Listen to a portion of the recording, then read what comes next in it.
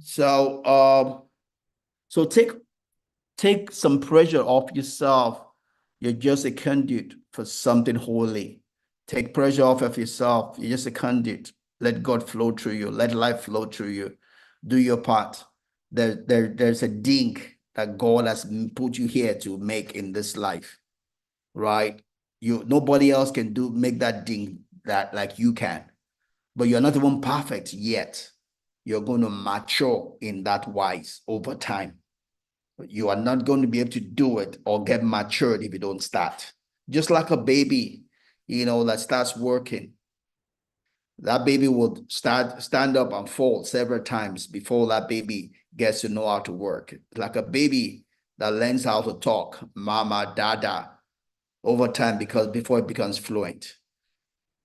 It's like you learning a new language. You're going to have to do it badly at first so you can do it fluently, but you have to start. Take the pressure off yourself and let it flow. We don't need to offer the perfect mix of wisdom to people, you know, consolation and inspiration. We just need to show up and make space for something holy to flow through us. And this is pretty much talking about a place where we go into to console people. Sometimes when we do, and and people have a mix on this. When Job's friend went in to console Job, they first of all were there quiet and everything was okay. And that's what you really need to do. I mean, someone that's mourning doesn't need your words. They just need you, they just need your presence. They need that sense of that they have people in their lives. That's what they need, not your words. Job's friends felt he needed some words and they began to say stupid things when they opened their mouth, right? I was there for my dear sister that passed on here a few weeks ago. And someone still said that whole stupid stuff that God needs an angel in heaven. That's stupid, right? You won't find that anywhere in the Bible, and that does not comfort anybody. That my person died because God needs an angel in heaven. Is God wicked? If you don't know things, just shut up your mouth, right? People don't die because God needs angel in heaven, right? So you comfort people with your presence. Don't say things that are not scriptural. Don't say things that are just because they're customary, but you are not comforting people by saying such stupid things, right? And what people need is it's your presence, your presence. That's what we use to comfort one another, right? Uh, and lastly, here it's one of those things, that hinders us, is misreading the moment. Sometimes, and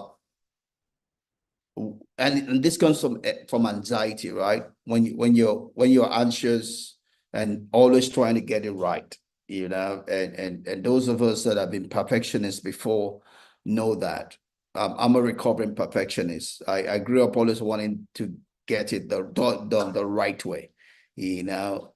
And when you're anxious, you tend to miss it, right? There's nothing wrong in trying to be excellent, trying to get it right, but the difference with the perfectionist is that desire overwhelms the person, right? It's good to get things done the right way, but it must never overwhelm you. It must always be under you. You must always be bigger than your desire to do it right. Your desire to do a thing right must not be bigger than you. You must always be bigger than your desire to do something right. You must not let it not be something that begins to control you. You must always be under your check. And it must not be because also you're trying to impress people. It must be that you're trying to express who you are.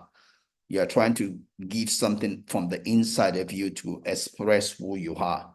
That's important because a lot of people get stuck, in all just trying to get it to be perfect, right? You get stuck and you don't do anything, right?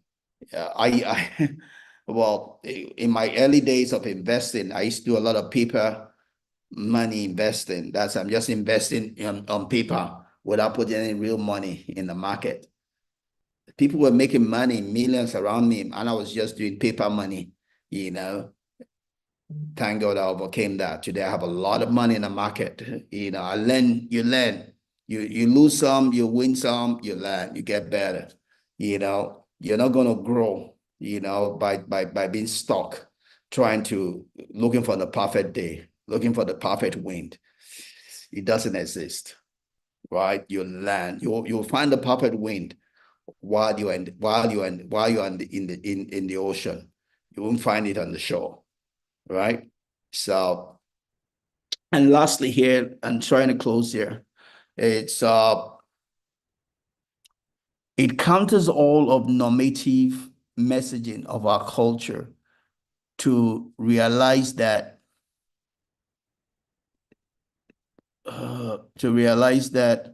we don't need to save someone who is suffering, right? So if you're going there to console with people, mourn with someone, our call is not to save the person. And I kind of emphasized that last Sunday.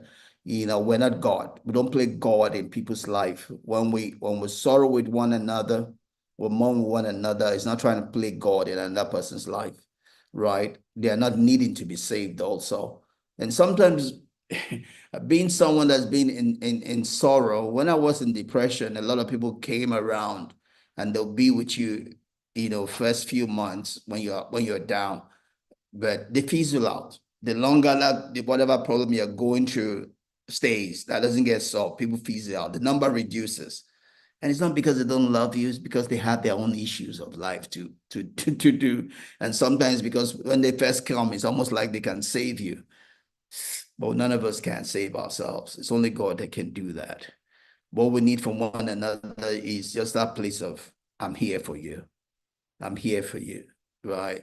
Yeah, I'm here for you, But it's not as if you have the miracle touch that will just change everything back.